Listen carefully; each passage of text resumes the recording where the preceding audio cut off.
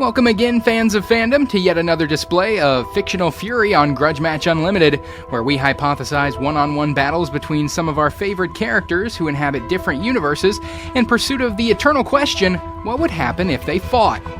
Today's match sees two of our favorite practitioners of ninjutsu squaring off for bragging rights. It's the lean green leader of the TMNT, Leonardo, against the masked man from the world of fighting games, Yoshimitsu.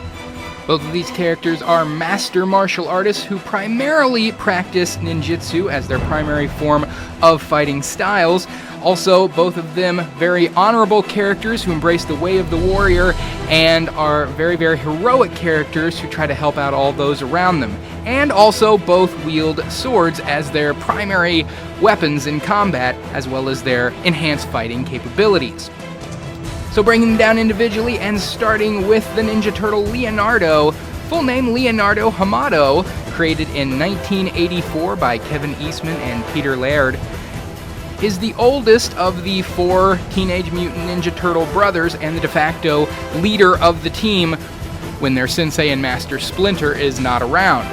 In the original comic, all the four Ninja Turtles wore the same color headband, but in later incarnations all the way up to present day, Leonardo wears the blue bandana and is noticeable from the rest of his brothers by always wielding twin katanas in combat. Now, all the Teenage Mutant Ninja Turtles are generally depicted as having slightly enhanced superhuman level strength and durability. That sometimes wavers throughout the different incarnations of the comics and cartoons and video games and such, but always depicted as being stronger and more durable than your average human. Additionally, their unique turtle physiology provides a natural armor in the form of the shells that they can go into in times of extreme duress to protect themselves from physical harm, as well as protecting some of their vital organs during combat. What separates Leonardo from the rest of the Teenage Mutant Ninja Turtles is his very, very disciplined nature. He is the most disciplined of all of his brothers, and arguably the most skilled in martial arts. He is the most adept at ninjutsu itself. And while he has lost fights to Raphael, his brother, in the past, he is generally regarded as the most skillful practitioner of ninjutsu among the four of them.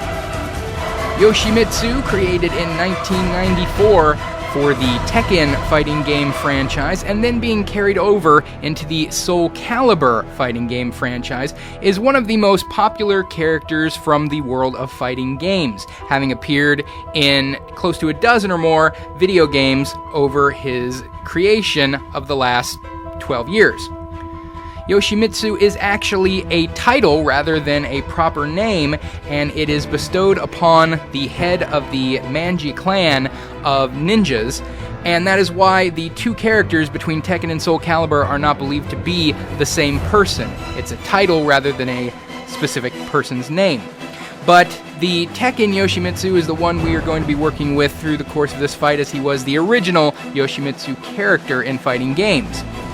Yoshimitsu is constantly seen in full armor, wielding a sword, and wearing a very outlandish mask, which has a monstrous appearance to it, which has given a lot of people the misconception that Yoshimitsu is actually a monster, non-human character, which isn't true. Underneath the armor, underneath the mask, he is fully human. He has a bionic right arm, which he often uses in conjunction with his sword to fly, create a helicopter-like effect, and he can hover and fly by using that. It also grants him increased strength and speed in that right arm.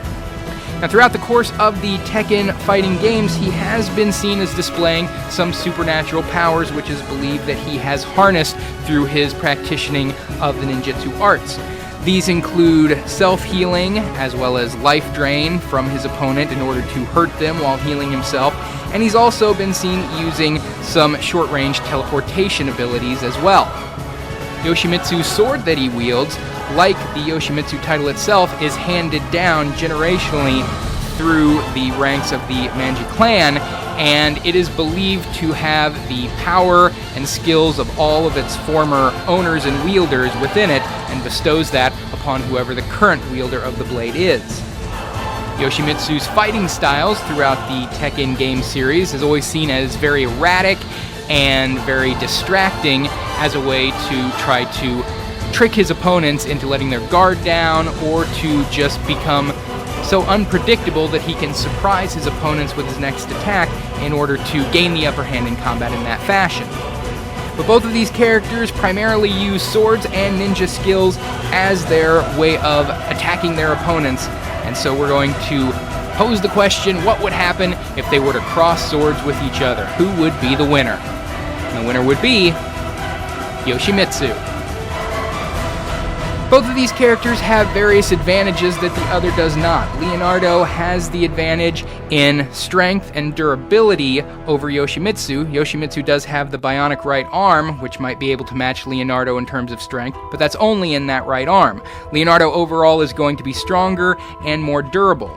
Yoshimitsu has the edge in his sometimes displayed supernatural abilities, the teleportation, the life leeching from an opponent, and the helicopter spin of the sword and bionic arm, allowing him some version of flight.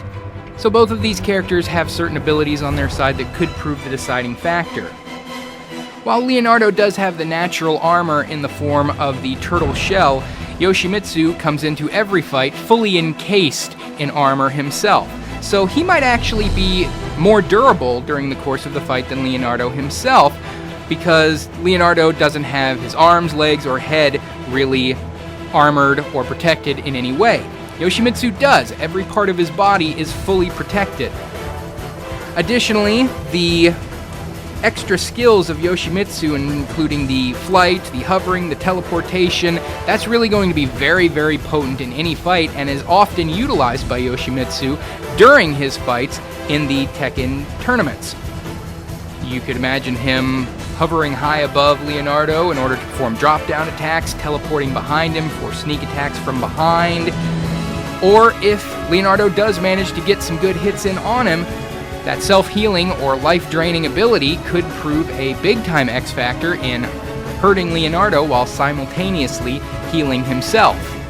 Also, their respective skills with the sword comes into question in terms of who's going to be more skillful at wielding their blades, and the edge of that has to go to Yoshimitsu if he is embodying all of the skills of all of the former wielders of that sword.